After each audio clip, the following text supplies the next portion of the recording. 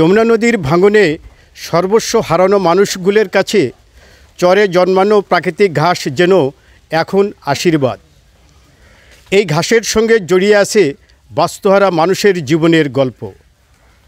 আজ এ সকল মানুষের জীবনের গল্প শোনাচ্ছি আমি রফিকুল আলম। যমুনার বুক চিরে ভেসে আসছে ঘাস বোঝাই নৌকা, ভিড়ছে নদীর ঘাটে। ঘাসের বোঝা মাথায় নিয়ে এগিয়ে চলছেন বিক্রেতারা। গন্তব্য বাঁধের উপর ঘাসের হাটে।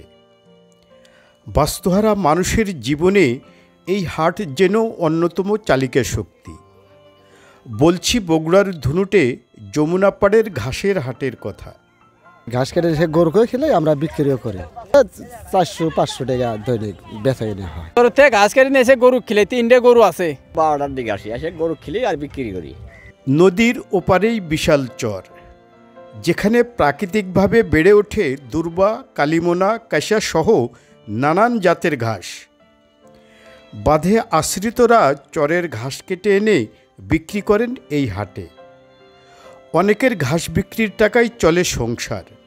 এখানে দুপুর 2টা থেকে এই ঘাসের হাট লাগে, সন্ধ্যা পর্যন্ত বেচা কিনি হয়। সকালবেলা চলে গেছিলাম গরু ঘাস কাটতে, গরু ঘাস কেটে নিয়ে আসলাম, গরু খাওয়াইতেছিলাম। হাটে গরু ছাগলের খাদ্য কিনতে আসেন স্থানীয়রা। ঘাসের এক একটি আটির দাম 10 থেকে 15 টাকা। পুঁজি ছাড়াই প্রতিদিন ঘাস বেচে আয় করেন 700 থেকে 800 টাকা। আমার 2টা গরু আছে বাড়ির, ডেলি এই বাজার জন ঘাস কিনে নিয়ে গরু খেলেই। নদী ভাঙ্গন এলাকায় অসহায় গরিব মানুষ বেশি। এখন তারা জীবন নির্বাহ খুবই কষ্টেই চলে। নদী ভাঙ্গন দেখার মতো কেউ নেই। এখান থেকে চরের ওই পারে সকালবেলা যায়, সারাটা দিন মেহনত করে কিছু ঘাস নিয়ে এসে এখানে বিক্রি করে।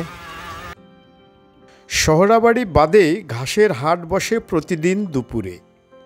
ঘাস বেচাকেনা চলে সন্ধ্যা পর্যন্ত।